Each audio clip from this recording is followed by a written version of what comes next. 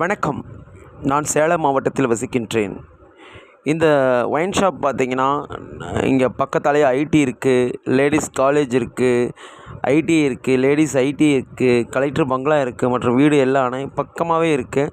பாருங்கள், நடு ரோட்லேயே வாங்கிட்டு பாதி ரோட்டை அடைச்சிட்டு நின்றுட்டுருக்காங்க. நம்ம இவங்ககிட்ட எதுவும் பேசவும் முடியாது. நானே வீடியோ பயந்துக்கிட்டு தான் எடுத்துகிட்ருக்கேன். அண்ணனுக்கு கம்ப்ளைண்ட் கொடுத்தேன் தமிழக முதலமைச்சர் அவர்களுக்கு. இன்னும் இந்த கம்ப்ளைண்ட் அவரிடம் போய் சேரவில்லைன்னு நினைக்கிறேன். நான் பலமுறை கவனித்து கொண்டு தான் இருக்கிறேன், வீடியோ போட்டிருக்கிறேன்.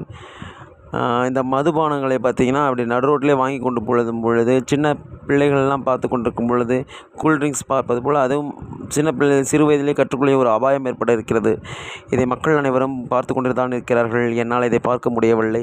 தமிழக மாண்புமிகு முதலமைச்சர் அவர்களுக்கு இது ஒரு வேண்டுகோள். தயவு கூர்ந்து இந்த கடையை கொஞ்சம் அகற்றுமாறு கேட்டுக்கொள்கிறேன்.